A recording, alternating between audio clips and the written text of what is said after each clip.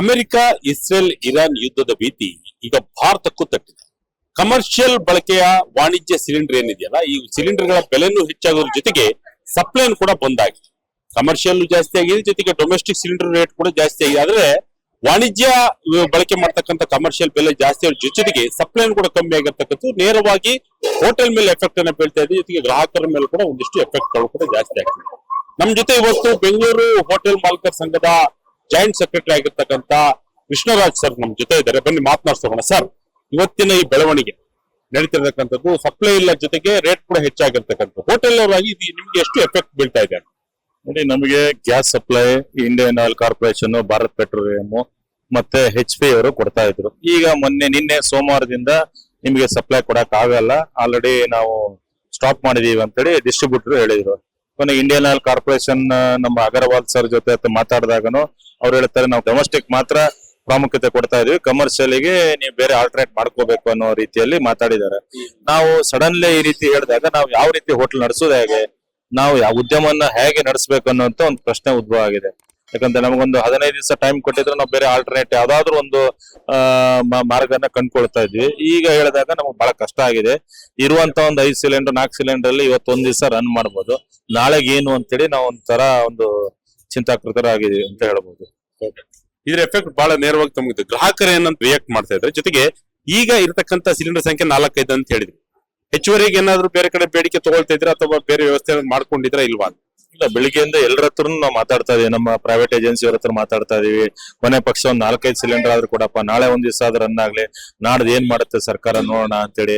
ಮತ್ತೆ ಕೆಲವರು 2800 3000 ರೂಪಾಯಿ ಬ್ಲಾಕ್ ಅಲ್ಲಿ ಈ ಇಂಡಿಯನ್ ಆಯಿಲ್ ಕಾರ್ಪೊರೇಷನ್ ಡಿಸ್ಟ್ರಿಬ್ಯೂಟರ್ ಕೆಲವರು ಮಾರ್ತಾ ಇದಾರೆ. ಅದನ್ನು ಸಮೇತ ಆಯ್ತು, ಪರವಾಗಿಲ್ಲ, ನಮ್ಗೆ ನಷ್ಟ ಆದ್ರೂ ಪರವಾಗಿಲ್ಲ, ಗ್ರಾಹಕರಿಗೆ ತೊಂದರೆ ಆಗ್ಬಾರ್ದು, ಕಾರ್ಮಿಕರಿಗೆ ತೊಂದರೆ ಆಗ್ಬಾರ್ದು, ಮತ್ತೆ ಎಷ್ಟೋ ಜನ ಒಂದು ಹೋಟೆಲ್ ಉದ್ಯಮದ ಮೇಲೆ ಒಂದು ಅವಲಂಬಿತರಾಗಿದ್ದಾರೆ, ಅವ್ರಿಗೆ ತೊಂದರೆ ಆಗ್ಬಾರ್ದು, ಒಂದು 3000 ರೂಪಾಯಿ ನನಗೆ ನಷ್ಟ ಆದ್ರೂ ಪರವಾಗಿಲ್ಲ ಅನ್ನೋ ದೃಷ್ಟಿಯಲ್ಲಿ ನಾವು ಈ ರೀತಿ ಆಯ್ತು ಅಂತ ಹೇಳ್ತಾ ಇದೀವಿ. ಬಟ್ ಎಲ್ಲೂ ಸಿಲಿಂಡರ್ ಪೂರೈಕೆನೆ ಮಾಡ್ತಾ ಇಲ್ಲ, ಅದು ದೊಡ್ಡ ಸಮಸ್ಯೆ ಆಗಿದೆ. ಈಗ ಬೆಂಗಳೂರಲ್ಲಿ ಬಹುತೇಕವಾಗಿ ನೆಚ್ಕೊಂಡಿರ್ತಕ್ಕಂಥದ್ದು ಹೋಟೆಲ್ ನೆನ್ನೆ ಸಾಕಷ್ಟು ಜನ ನೆಚ್ಕೊಂಡಿರ್ತಕ್ಕಂಥ, ಅವ್ರಿಗೆ ಕೂಡ ಬಹಳ ಎಫೆಕ್ಟ್ ಬೀಳುತ್ತೆ. ಆ ತರದ ಏನಾದ್ರು ಹೇಳಿಕೆಗಳು ಬಂತ ಗ್ರಾಹಕರು? ಹೌದು, ಬೆಂಗಳೂರಲ್ಲಿ ಸುಮಾರು 1.25 ಕೋಟಿ ಜನ ಹೋಟೆಲ್ ಉದ್ಯಮನ್ನೇ ಮಾಡ್ಕೊಂಡಿದ್ದಾರೆ, ಅವಲಂಬಿತರಾಗಿದ್ದಾರೆ. ಯಾಕಂತ ಹೇಳಿದ್ರೆ ನಮ್ಮ ಮಾಧ್ಯಮ ಮಿತ್ರರಾಗಿರ್ಬೋದು, ಅಥವಾ ನಮ್ಮ ಆಫೀಸರ್ಸ್ ಆಗಿರ್ಬೋದು, ಅಥವಾ ಲಾಯರ್ ಆಗಿರ್ಬೋದು, ಡಾಕ್ಟರ್ ಆಗಿರ್ಬೋದು, ಪ್ರತಿ ದಿವಸನೂ ಅವ್ರ ಮನೆ ಹೋಗಿ ಊಟ ಮಾಡ್ಕೊಂಡ್ ಬರಕ್ ಆಗಲ್ಲ. ಆಮೇಲೆ ಸ್ವಿಗ್ಗಿ ಝೊಮ್ಯಾಟೋದಲ್ಲಿ ಈ ರೀತಿಯಾಗಿ ತರಿಸ್ಕೊಳ್ಳುವಂತ ವ್ಯವಸ್ಥೆ ಇದೆ. ಎಲ್ಲರೂ ಇದೇ ಒಂದು ಉದ್ಯಮದಲ್ಲಿ ಅವಲಂಬಿತರಾಗಿದ್ದಾರೆ. ಜೊತೆಗೆ ಇದೊಂದು ಚೈನ್ ಲಿಂಕ್ ಇದ್ದಂಗೆ. ನೋಡಿ, ಒಂದು ಹೋಟೆಲ್ ಉದ್ಯಮ ನಡೀದೇ ಇದ್ರೆ ಅಥವಾ ಒಂದು ಹೋಟೆಲ್ ಉದ್ಯಮ ಬಂದಾದ್ರೆ ಎಂತ ಒಂದು ಪರಿಸ್ಥಿತಿ ಉದ್ಭವ ಆಗುತ್ತೆ ಅಂತ. ಯಾಕೆ ಅಂತ ಹೇಳಿದ್ರೆ, ಒಂದು ಕೋವಿಡ್ ಅಂತ ಸಂದರ್ಭದಲ್ಲೂ ಹೋಟೆಲ್ ಉದ್ಯಮನ ಬಂದ್ ಮಾಡ್ಲಿಲ್ಲ, ಹೋಟೆಲ್ ಉದ್ಯಮ ಪಾರ್ಸಲ್ ಅಂತ ಮಾಡಿದ್ರು. ಅವತ್ತು ಬಂದ್ ಮಾಡಿದ್ರೆ ಎಷ್ಟೋ ಜನ ಒಂದು ರಸ್ತೆಗಳಲ್ಲಿ ಮತ್ತೆ ಆನ್ಲೈನ್ ಅಲ್ಲಿ ಕೆಲಸ ಮಾಡೋರು ತುಂಬಾ ಜನಕ್ಕೆ ಕಷ್ಟ ಆಗ್ತಿತ್ತು. ಆದ್ರಿಂದ ಆ ಉದ್ಯಮನೂ ಬಂದ್ ಮಾಡ್ಲಿಲ್ಲ. ಈ ರೀತಿಯಾದ ಒಂದು ಎಲ್ಲರಿಗೂ ಒಂದು ಸಮಸ್ಯೆ ಆಗತ್ತೆ ಅನ್ನೋದು ಸರ್ಕಾರ ಮನಗಂಡು ಇದ್ರ ಬಗ್ಗೆ ಒಂದು ಆಲ್ಟರ್ನೇಟ್ ಏನಾದ್ರು ಒಂದು ಮಾಡ್ಬೇಕಿತ್ತು.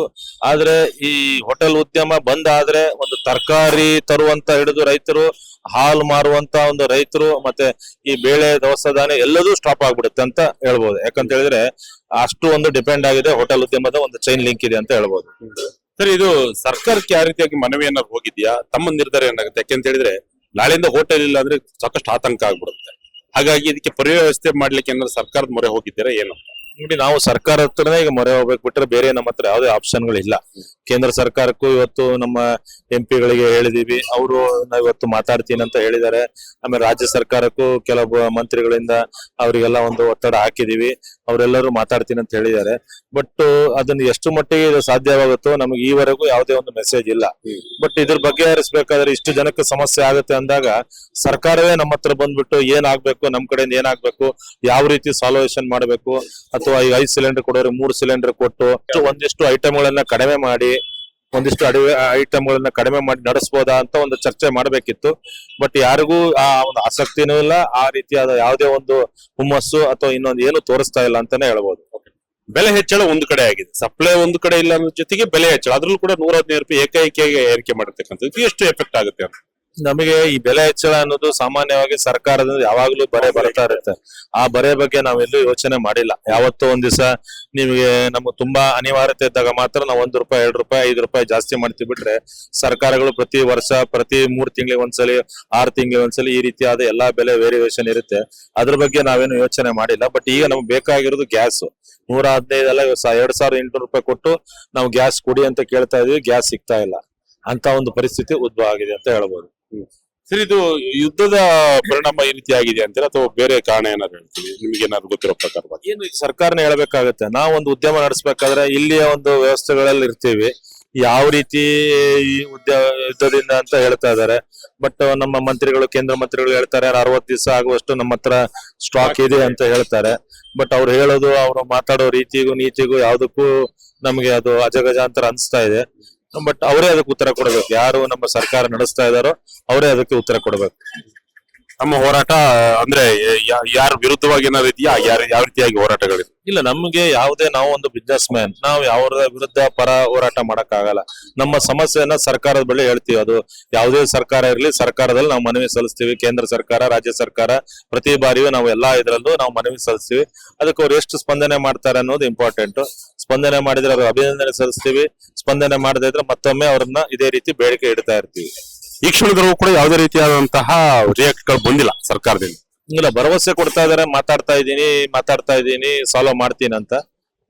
ಅವು ಸರ್ಕಾರ ಮನ್ಸು ಮಾಡಿದ್ರೆ ಯಾವ್ದು ಒಂದ್ ನಿಮಿಷದಲ್ಲಿ ಆಗುವಂತ ಕೆಲಸಗಳು. ಸರ್ಕಾರ ಅವರು ಮನಸ್ಸು ಮಾಡಿದ್ರೆ ಸಂಜೆ ಒಳಗೆ ಎಲ್ಲಾ ಹೋಟೆಲ್ಗಳಿಗೆ ನೀವು ಅನಿಲ ಪೂರೈಕೆ ಮಾಡಿ ಅಂತ ಹೇಳಿದ್ರು ಆಗುತ್ತೆ, ಯಾವ್ದು ಇಲ್ಲ. ಬಟ್ ಸರ್ಕಾರ ಮನ್ಸು ಮಾಡ್ಬೇಕಾಗತ್ತೆ. ಈ ತರ ಸನ್ನಿವೇಶಗಳನ್ನ ಈ ಹಿಂದೆ ನಿಮ್ಮ ಒಂದು ವೃತ್ತಿಪರ ಇದರಲ್ಲಿ ನಿಮ್ಮ ಎಕ್ಸ್ಪೀರಿಯನ್ಸ್ ಯಾವ ತರ ಎದುರಿಸಿದಿರಾ? ಇಲ್ಲ, ಈ ರೀತಿಯಾದ ಒಂದು ಉದ್ಯಮದಲ್ಲಿ ಗ್ಯಾಸ್ ಸಮಸ್ಯೆಗಳು ಆಗಿರ್ಲಿಲ್ಲ.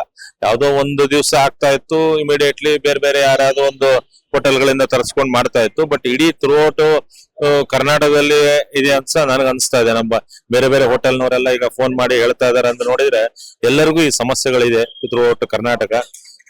ಅದನ್ನೇ ಯಾವ ರೀತಿ ಅಂತ ನಮಗೆ ಒಂಥರ ಈ ಕೋವಿಡ್ಕ್ಕಿಂತ ಒಂದು ಹೆಚ್ಚು ಕಷ್ಟದ ದಿವಸ ಅಂತ ಅನಿಸ್ತಾ ಇದೆ. ಯಾಕಂದ್ರೆ ಕೋವಿಡ್ ಬಂದಾಗನು ಹೋಟೆಲ್ ಉದ್ಯಮಕ್ಕೆ ಅವಕಾಶ ಕೊಟ್ಟು ನೀವು ಅಡಿಗೆ ಪಾರ್ಸಲ್ ಮಾಡಬಹುದು ಅಂತ ಹೇಳಿದ್ರು. ಈಗ ನೋಡಿದ್ರೆ ನೀವು ಯಾರು ಮಾಡಿ ಅಂದ್ರೂ ನಾವು ಮಾಡಕ್ ನಮ್ಮ ಹತ್ರ ಗ್ಯಾಸ್ ಇಲ್ಲ. ಈಗ ನಿಮ್ ಪ್ರಕಾರ ವೆರೈಟಿ ಐಟಮ್ಗಳು ಸಿಗಲ್ಲ ಗ್ರಾಹಕರಿಗೆ, ಅದು ಕೂಡ ಕಡಿಮೆ ಆಗಿದೆ ನಿಮ್ಮ ವೆರೈಟಿಗಳಲ್ಲಿ ಅಂತ? ಅಲ್ಲ, ವೆರೈಟಿ ಈ ನಿನ್ನೆವರೆಗೂ ವೆರೈಟೀಸ್ ಕೊಡೋಣ ಅಂತಿತ್ತು. ನಾಳೆವರೆಗೂ ಅರ್ಧ ವೆರೈಟೀಸ್ 70 ಐಟಮ್ ಅಲ್ಲಿ 30 ಐಟಮ್ ಮಾಡೋಣ ಅಂತಿತ್ತು. ನಾಡ್ದು 5 ಐಟಮ್ ಕೊಡ್ಬೋದು, ಅದ್ರ ನಾಡ್ದು ನಿಮ್ಗೆ ಸಿಗದೇನೆ ಇರ್ಬೋದು.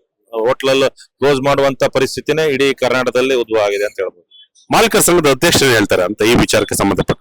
ಅದೇ ನಮ್ದೆಲ್ಲರದು ಒಂದೇ ತರ, ನಮಗೆ ಸಿಲಿಂಡರ್ ಕೊಡಿ ಅಂತಾನೆ ನಮ್ಮ ಎಲ್ಲರ ಬೇಡಿಕೆ ಒಂದೇ ಆಗಿದೆ. ನಮ್ಮ ಎಲ್ಲಾ ಮೀಟಿಂಗ್ ಅಲ್ಲೂ ನಮ್ಗೆ ಅನಿಲ ಪೂರೈಕೆ ಮಾಡಿ ನಮಗೆ ಸಪ್ಲೈ ಕೊಡಿ, ನಾವು ಒಂದು ಎಸೆನ್ಷಿಯಲ್ ಸರ್ವಿಸ್ ಅಲ್ಲಿ ಬರ್ತೀವಿ ಅಂತ ಹೇಳಿ ನಮ್ಮ ಎಲ್ಲರೂ ಒಂದು ಬೇಡಿಕೆ ಅದೇ ಆಗಿದೆ. ಈಗ ನಾಳೆಯಿಂದ ನಿಮ್ಮ ಹತ್ರ ಸಿಲಿಂಡರ್ ಇಲ್ಲ, ಇವತ್ತೇ ಖಾಲಿ ಆಗುತ್ತೆ ಅಂತ?